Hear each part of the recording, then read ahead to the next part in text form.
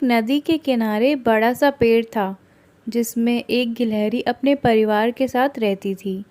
गिलहरी रोज़ अपने काम पे समय पे जाती थी और अपना काम पूरी मेहनत और ईमानदारी से करती थी। गिलहरी ज़रूरत से ज़्यादा काम करके भी बहुत खुश थी क्योंकि उसके मालिक यानी जंगल के राजा शेर ने उसे 10 बोरी अखरोट देने का वादा किया था। गिलहरी काम करते करते थक जाती थी तो सोचती थी कि थोड़ा आराम कर लूं, और तभी उसे याद आता था कि शेर उसे 10 बोरी अखरोट देगा और गिलहरी फिर से काम पर लग जाती। ऐसा नहीं था कि शेर उसे अखरोट नहीं देना चाहता था। शेर बहुत ईमानदार था और ऐसे ही समय बीतता गया। एक दिन ऐसा भी आया कि जंगल के राजा शेर ने गिलहरी को 10 बोरी अखरोट देकर आज़ाद कर दिया। गिलहरी अखरोट के पास बैठकर सोचने लगी, अब ये अखरोट मेरे किस काम के। पूरी ज़िंदगी काम करते करते दांत तो घिस गए, इन्हें खाऊंगी कैसे। यही कहानी आज के जीवन की हकीकत बन चुकी है।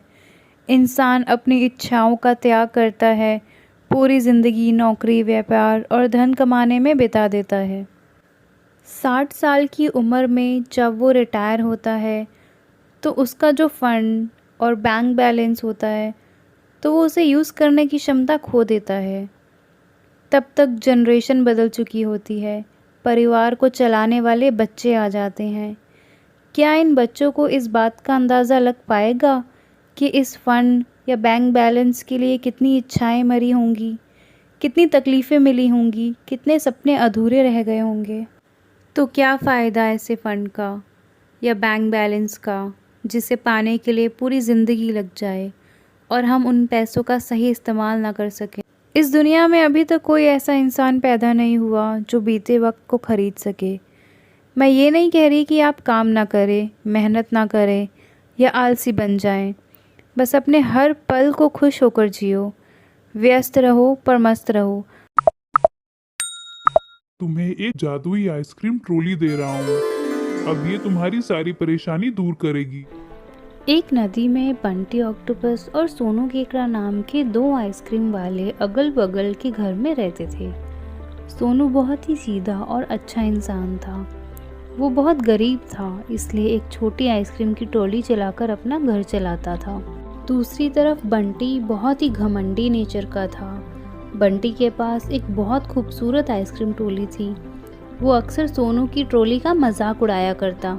हर सुबह बंटी और सोनू आइसक्रीम बेचने अलग अलग रास्ते में जाते थे, मगर स्कूल की छुट्टी का समय होते ही दोनों स्कूल के बाहर आ जाते थे।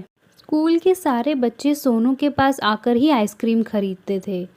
बंटी की आइसक्रीम ट्रॉली बहुत ही सुंदर और बड़ी थी, लेकिन फिर भी उससे कोई भी आइसक्रीम नहीं खरीदता था। सभी सोनू के पास जाकर ही आइसक्रीम खरीदते थे। एक दिन की बात है, एक गरीब मछली बंटी के पास आती है और कुछ खाने के लिए मांगती है। बंटी उससे चिढ़कर उसे वहाँ से भगा देता है। वो मछली बहुत दुखी हो गई और एक बेंच पर जाकर बैठकर भूख से रोने लगी। सोनू को उस मछली की ऐसी हालत देखकर अपना बचपन याद आ गया। सोनू का बचपन भी ऐसे ही बीता था, वो भी एक अनाथ था। सोनू उस मछली के पास गया, उसे आइसक्रीम देकर खाने को कहा और उससे पूछा, बच्ची, तुम्हारा नाम क्या है? तुम्हारा कोई नहीं है क्या? अंकल, मेरा नाम टूना है और मैं अनाथ हूँ। मेरा कोई भी नहीं है। बेटी, चिंता मत करो। तुम्हारी देखभाल अब मैं करूँगा। तुम्हारी हर ज़रूरत को मैं पूरा करूँगा और तुम्हें स्कूल भी भेजूँगा। क्या तुम मेरे साथ चलोगी? टूना ये सब सुनकर बहुत खुश हुई और सोनू के साथ उसके घर चली गई।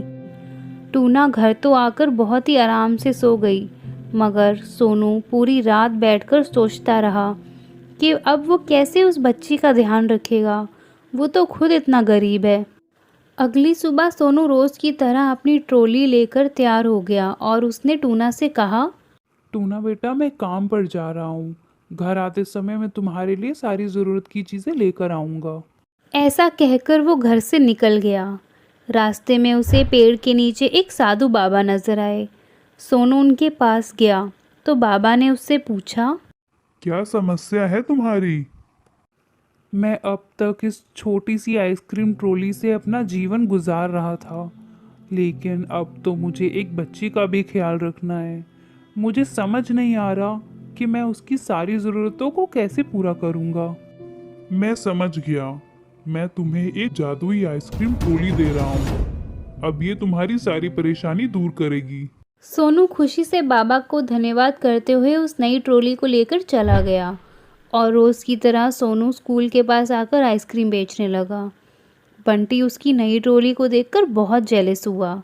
सोनू ने उस दिन बहुत अच्छे पैसे कमाए और उन पैसों से टूना के लिए नए कपड़े, स्कूल बैग, किताबें और सारी ज़रूरत की चीज़ें खरीदकर घर आ गया। टूना ये सब देखकर बहुत खुश हुई। अगले दिन सोनू टूना को लेकर स्कूल पहुंचा और उसी स्कूल में टूना का एडमिशन करा दिया। कई दिन बीत गए। सोनू का काम बहुत अच्छा हो गया। वो बहुत अमीर बन गया कि उसने नया घर बनवा लिया। टूना भी बहुत खुश थी। बंटी सोनू की तरक्की देखकर मन ही मन बहुत गुस्सा हुआ।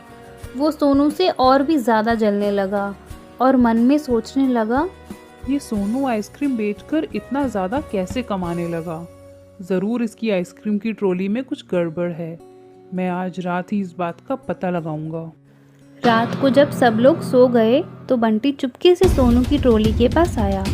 उसने ट्रॉली खोलकर देखी तो ट्रॉली बिल्कुल खाली थी, मगर उसने सोनू की ट्रॉली हथौड़ी से तोड़ दी। जब अगले दिन बंटी उठा और घर से बाहर आया तो चौंक गया। उसने देखा कि उसकी खुद की ट्रॉली टूटी हुई थी। फिर उसने सोनू की ट्रॉली को देखा, वो बिल्कुल ठीक ठाक अपनी जगह पे खड़ी थी। ये देखकर बंटी अपना सर पकड़कर रोने लगा। तो बच्चों, इस कहानी से हमें क्या सीखने को मिला? हमें कभी भी दूसरे की खुशी और तरक्की देखकर जेलस नहीं होना चाहिए। हमारी